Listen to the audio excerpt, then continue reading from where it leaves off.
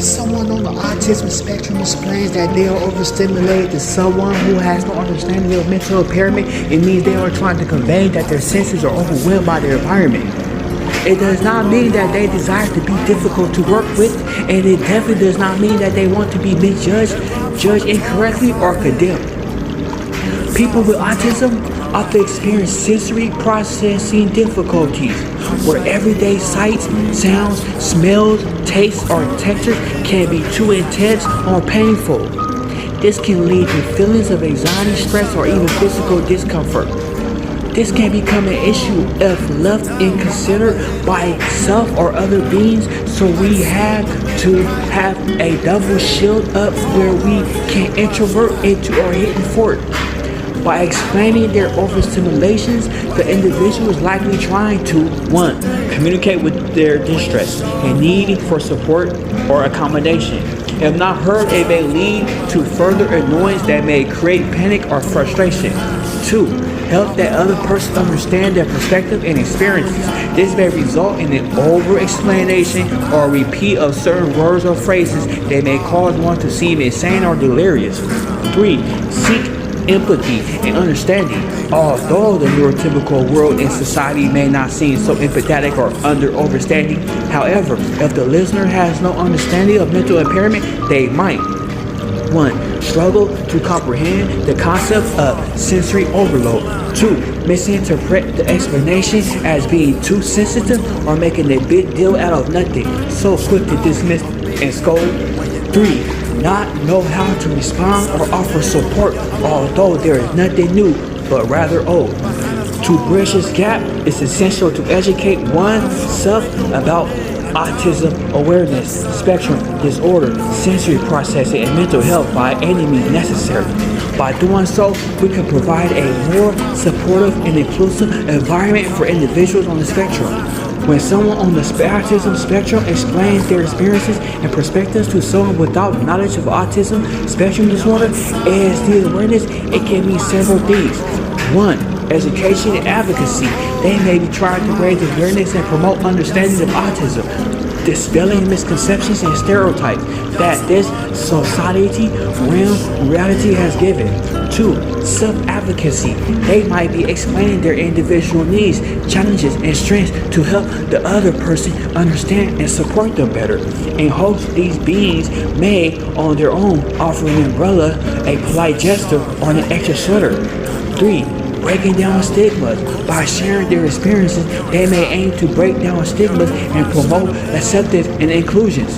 To combat the many negative misconceptions, lies, disinformation, misinformation, rhetoric, wicked, silly, spoken, verbally biased delusions, and intrusive inputs from so-called negative, neurotypical, hurtful opinions. 4. Seeking understanding and connections. They may hope to find common ground and build a connection with the other person, fostering a deeper understanding and empathy.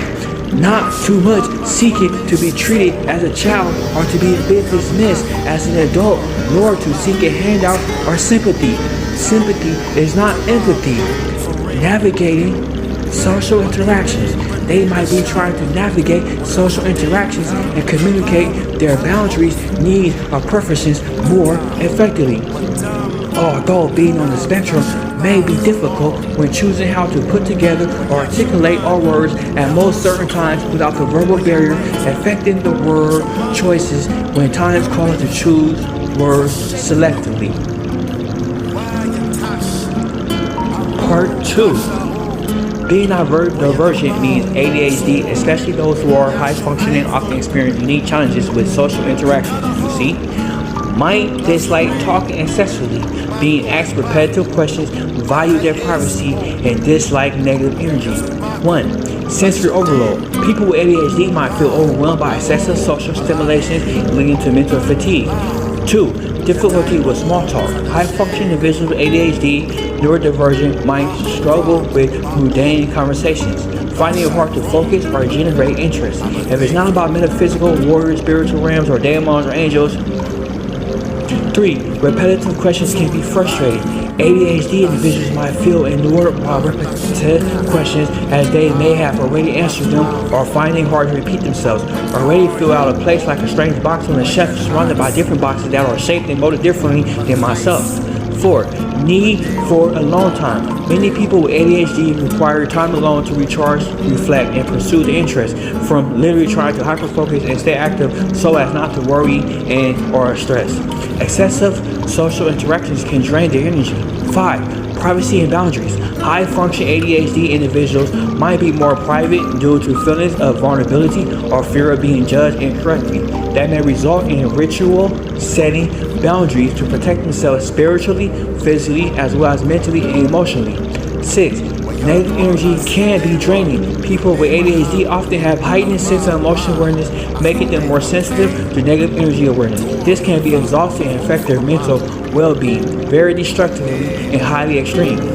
Social interaction challenges look like 1. Sensory overload. Too much social stimulation can be overwhelming, leading to mental fatigue. 2. Difficulty with small talk, meaning high-functioning individuals with ADHD might struggle with mundane conversations, finding it hard to focus or generate interest. 3. Repetitive questions, meaning ADHD individuals might feel frustrated by repetitive questions as they may have already answered them or find it hard to repeat themselves. Emotional and energy-related factors look like 1. Energy drain, meaning excessive social interactions can drain their energy, making them feel exhausted. 2. Negative energy sensitivity, meaning people with ADHD often have a heightened sense of emotional awareness, making them more sensitive to negative energy. 3. Emotional overwhelm, meaning high-functioning ADHD individuals might feel overwhelmed by strong emotions, leading to emotional dysregulation. Privacy and boundaries look like 1. Need for alone time, meaning many people with ADHD require time alone to recharge, reflect, and pursue their interests. 2. Private nature, meaning high-functioning ADHD individuals might be more private due to feelings of vulnerability or fear of being judged. 3. Boundary setting, meaning they may set boundaries to protect themselves from excessive social interactions, negative energy, or emotional overwhelm. Cognitive factors look like 1. Information processing, meaning ADHD individuals might need time to process information, making repetitive questions or excessive talking challenging. 2. Focus and concentration, meaning high-functioning ADHD individuals might struggle to maintain focus during lengthy conversations or when faced with repetitive questions. 3. Mental fatigue, meaning excessive mental effort can lead to mental fatigue, making it difficult to engage in social interactions. On another note, in real life, in real time, that rhyme, ADHD, autistic neurodivergence can sense when they are being set up, talked about, belittled, being used, and being put on a high expectation list without consent or sovereign permission. Nor do we like the spotlight or to have our business and privacy invaded.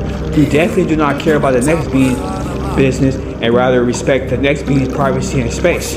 We do not like negative output on the next continuously, for it will drain us and cause us to start negative thinking or being in a negative mood from negative hearing in the ear drastically. Why do we say shalom? Shalom. Shalom be it that we are warriors, children of peace, once we properly overcome the battle of self and duality. However, if needed, we'll go to war when activated, you see, by the Creator Force Source, who reminds us that we dislike being observed too hard or by weird, oppressive tactics that are considered or similar control and observation rituals to MK Ultra tactics by low vibrational, oppressive beings of darkness who regularly specializes in moving in low frequency, we have to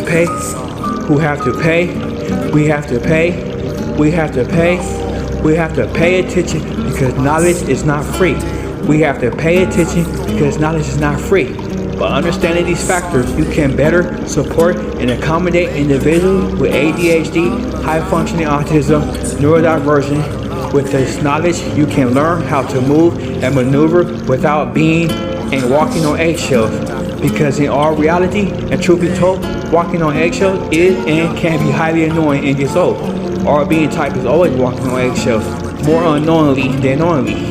We'll feel that we have to inform and remind others not to take anything or most things personal. When these other beings on the neurotypical side seem to display certain traits, that becomes a causative effect, resulting in the appearance of being annoyed, irritable, slow to answer questions with full sound or a simple or instead of yes or no or explanation. The world outside looking in may not see the full inward hidden frustrations, the feeling of being heard incorrectly and not judged incorrectly, like the feeling of relief once released from controlled environments and supervisions like parole, jail, prison, or probation. It's vital to release this type of awareness and information for edification purposes.